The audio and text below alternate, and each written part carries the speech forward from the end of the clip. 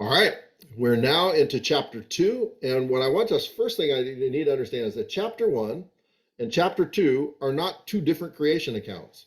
They're the same creation account, but from two different perspectives. So we've looked at the first creation account, which is Genesis 1:1, all the way through chapter 2, verse 3. And now we're going to look at the second perspective. And so that was from God's perspective, right? So now what we're going to do is look at the same creation account, and we're going to look at it from man's perspective. And so I'm going to again share my screen with you, and we are going to walk our way through Genesis chapter 2, verses 4 through 14. And so the first thing I want us to realize is that the whole point of this section is God is going to establish the scope and the purpose of man's rule as the image of God. Okay? That he is going to take the man and the woman, Adam and Eve, and he's going to give them a very specific task, which, right, we said is to be fruitful, multiply, fill, and then subdue. And we said, what is this subdue part in a perfect world? It's perfect, we said, but incomplete. And so that's where the subdue comes in, and then man is to rule over it. And so what I want us to do is to think through these issues. First, we already said, is that it's a second perspective on the creation account in verse 4. And so it says this, and this is the account of the heavens and the earth when the earth was created. And that sounds a lot like Genesis 1:1, right? In the day that the Lord made the earth and heaven. And so he is simply trying to help us to get a second perspective, this time from man's understanding. And then what he's going to do is just like he did in Genesis 1:2, he established the initial conditions of the world. He's going to establish the initial conditions of the world, but this time so we can begin to better understand what it means for man as the image of God to live that out.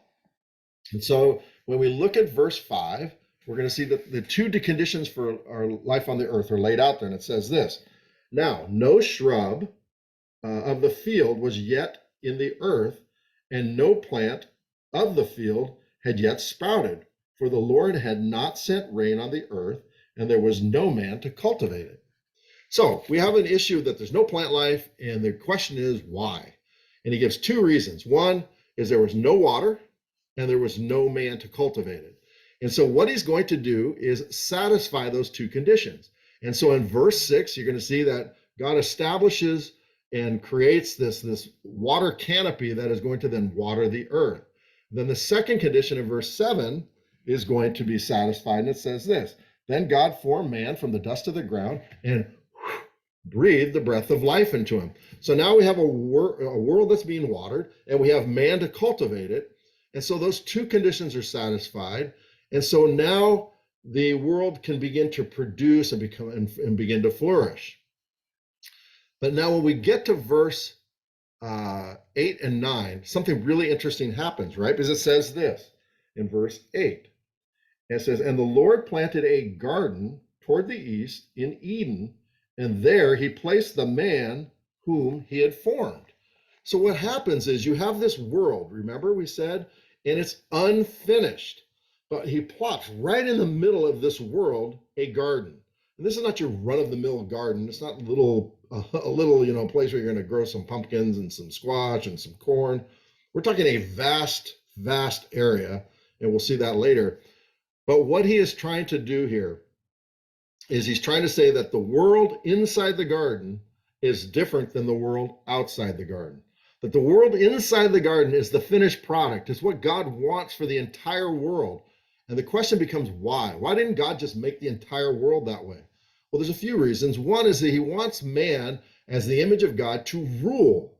And he wants it to rule over the world. And part of that is he needs to subdue that world. And that's part of what it means to be the image of God. And so he creates a world outside the garden that's unfinished, and the man is going to expand the garden, the borders of the garden, and to make the outside of the garden, the conditions outside the garden, like those inside the garden.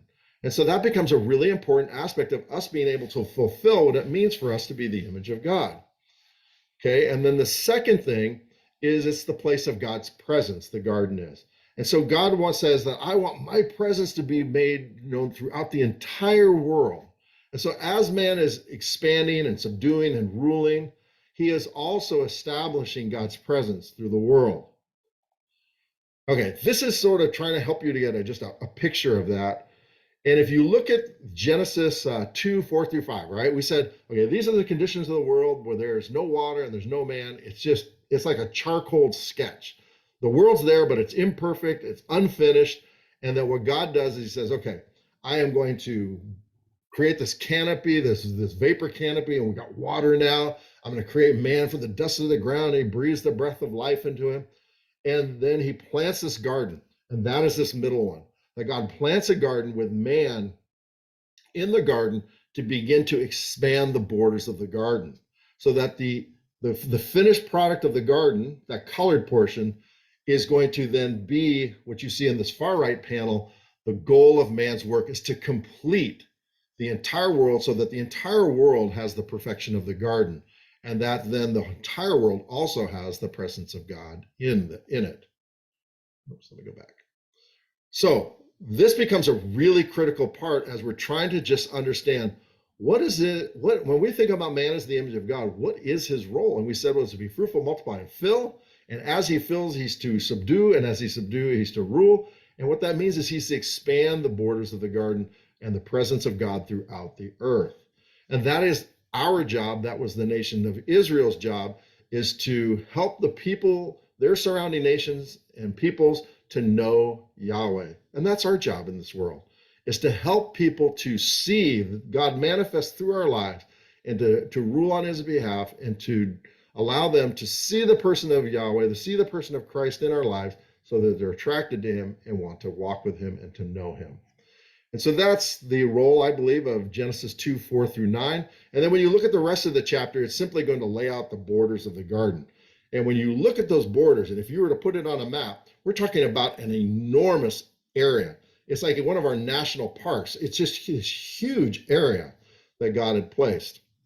But he creates that for the man to understand that, okay, this is what the finished product looks like, and that's what you're to do with the rest of the world. And so hopefully that'll help you to understand your place in the world, that we're to rule on God's behalf. We're to take the chaos of our world and to bring divine order. And that's exactly what Adam was doing. And that's what the nation of Israel is to do. And that's what we're to do. So we will end this session here, and then we'll continue our way as we work our way through Genesis 2.